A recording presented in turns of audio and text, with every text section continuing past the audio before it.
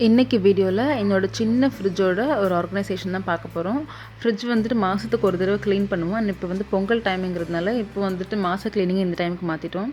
So ஃப்ரிட்ஜுக்குள்ளே இருந்த எல்லாத்தையுமே எடுத்து ஃபஸ்ட்டு நல்லா க்ளீன் பண்ணி வெயிலில் காய வச்சு எடுத்து வச்சுக்குவோம் எப்போவுமே.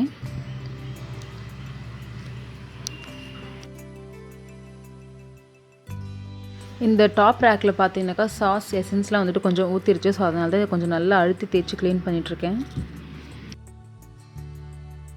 உள்ளே இருந்த ரேக்கெல்லாம் க்ளீன் பண்ணி வெளியே வெயிலில் காய வச்சாச்சு. ஸோ அதுக்குள்ளே வந்துட்டு ஃப்ரிட்ஜில் வைக்க வேண்டிய ஐட்டம்ஸ்லாம் வந்துட்டு ஒன்று ஒன்றா எடுத்து வச்சுட்ருக்கேன். ஃபஸ்ட்டு லெமன் வந்துட்டு பார்த்திங்கன்னா நாங்கள் லெமன் வந்துட்டு நிறைய யூஸ் பண்ணுவோம். ஸோ பாத்திரத்தில் போட்டு இந்த மாதிரி தண்ணி ஊற்றி வச்சுக்கிட்டாக்கா ஒரு வாரம் வரைக்கும் அது கெட்டு போகாமல் இருக்கும். இதை விட நீங்கள் ஷெல்ஃப் லைஃப் இன்க்ரீஸ் பண்ணணும் அப்படின்னு நினச்சிங்கன்னா நல்ல டைட்டான கவரில் போட்டு கட்டி வச்சிட்டிங்கன்னா அது ரொம்ப நாளைக்கு ஃப்ரெஷ்ஷாகவே இருக்கும்.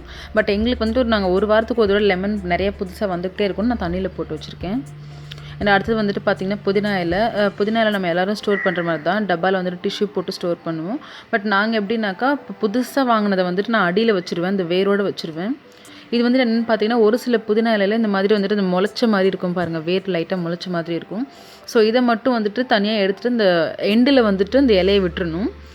இந்த மாதிரி எந்தெந்த இலையில் அந்த வேர் இருக்கோ அதை மட்டும் வந்து ஒரு பவுலில் தண்ணி பிடிச்சி போட்டு அதில் வச்சுருவேன். ஒரு 3-4 நாள் பார்த்திங்கனாக்கா அதுக்குள்ளே இந்த வேர் நல்லா வர ஆரம்பிச்சதுக்கப்புறமா இதை வந்து மண்ணில் நட்டு வச்சா நல்லா வளரும்.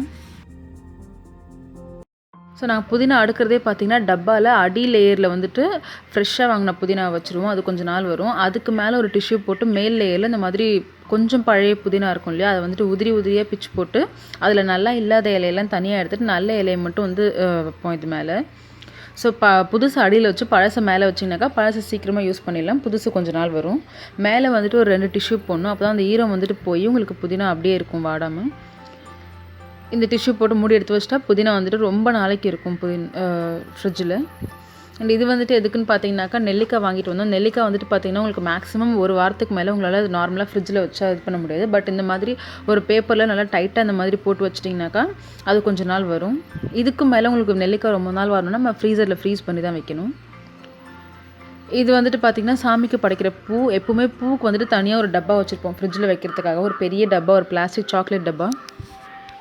அந்த டப்பாவில் வந்துட்டு பூவெல்லாம் போட்டு எடுத்து வச்சுருவோம். எப்பவுமே நாங்கள் கவரில் வைக்க மாட்டோம். ஸோ அதுக்குன்னு தனியாக ஒரு டப்பா வாங்கி அடியில் டிஷ்யூ போட்டு வச்சாக்கா உங்களுக்கு பூ வந்துட்டு ரொம்ப நாளைக்கு கெட்டு போகாமல் இருக்கும். இது வந்துட்டு பார்த்திங்கன்னா நெல்லிக்காய் வந்துட்டு அப்படியே கவரோடையும் வைக்கலாம். பட் அதை வந்துட்டு இன்னும் கெட்டு போகாமல் இருக்கணும்னாக்கா வேற ஒரு டப்பாவில் போட்டு வச்சோன்னா அது இன்னும் நல்லாயிருக்கும். இது வந்துட்டு பார்த்திங்கன்னா கொத்தமல்லி இலை. இது வந்துட்டு இன்டர்நெட்டில் நான் இப்போ பார்த்தேன் இந்த மாதிரி பாட்டில் கட் பண்ணி ஸ்டோர் பண்ணுறது. நான் இப்போ தான் ட்ரை பண்ணுறேன். இது எப்படி இருக்குன்னு தெரியல. நான் நெக்ஸ்ட் வீடியோவில் வந்துட்டு இது எத்தனை நாள் வருது, எவ்வளோ ஃப்ரெஷ்ஷாக இருக்குன்னு சொல்லி சொல்கிறேன். டாப் ரேக்கில் வந்து பார்த்திங்கன்னா பால் பேக்கெட் வைக்கிறதுக்காக அந்த இடத்துல நான் ஒரு பிளேட் வச்சுருப்பேன். ஏன்னு சொன்னால் பவர் கட் ஆச்சுனாக்கா எங்கள் ஃப்ரிட்ஜ் தண்ணி ஊற்ற ஆரம்பிக்கும். ஸோ அது இதில் பட்டு அப்படியே சைடில் வந்து எல்லா பொருளும் பாழாயிடும். ஸோ அதனால் பிளேட் போட்டு வச்சோன்னா தண்ணி பிளேட்டில் ஊற்றிடும். பிளேட் எடுத்து ஊற்றிடலாம். ஸோ அதில் எப்பவுமே பிளேட் போட்டு தான் பால் வைப்போம். அண்ட் இது வந்து என்னென்னு பார்த்திங்கன்னா பச்சை மிளகா எவ்வளோ இருக்கோ அதை வந்துட்டு அந்த காம்பை உடச்சிட்டு போட்டிருக்கேன். அண்ட் பூண்டு வந்துட்டு தோலை உரித்து வச்சுருக்குறோம். ஒரு வாரத்துக்கு தேவையான அளவுக்கு மட்டும்தான் ஃப்ரிட்ஜில் ஸ்டோர் பண்ணுவோம்.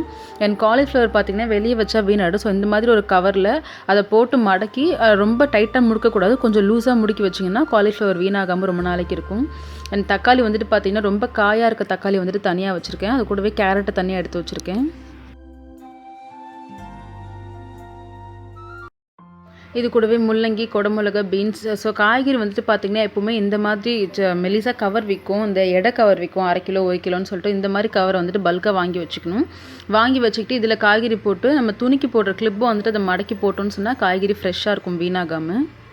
இது வந்துட்டு என்ன பார்த்திங்கன்னா நெய் காய்ச்சறதுக்காக பால் 7 எடுத்து வச்சுருந்தேன். ஸோ அதை ஃப்ரீசரில் வைக்கணும்.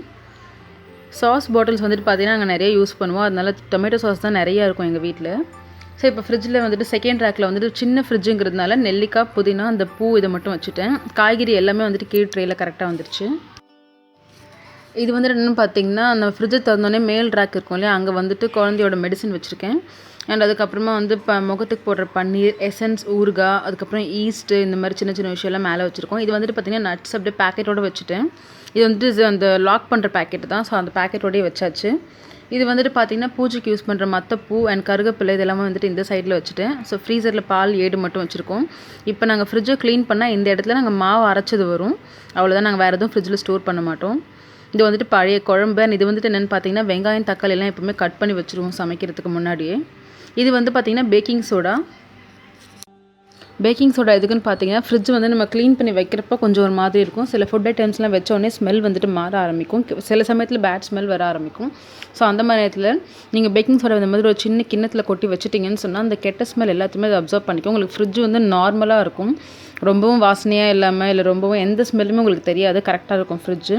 ஸோ இதை காய்கறி வந்துட்டு பார்த்திங்கன்னா, நாங்கள் வந்துட்டு 2 வாரத்துக்கு தேவையான காய்கறி மட்டும்தான் ஸ்டோர் பண்ணுவோம். மிச்சமான காய்கறி கட் பண்ணது இருந்தால் கூட இந்த மாதிரி கவரில் போட்டு கிளிப்பு போட்டு வச்சுட்டா உங்களுக்கு ஃப்ரெஷ்ஷாகவே இருக்கும். நாங்கள் 2 வாரத்துக்கு ஸ்டோர் பண்ணுறதுனால எங்களுக்கு இந்த அளவுக்கு தான் காய்கறி வரும். ஸோ என் ஃப்ரிட்ஜ் வந்து ரொம்ப குட்டி. ஸோ அதுக்கேற்ற மாதிரி நான் ஆர்கனைஸ் பண்ணி வச்சுருக்கேன்.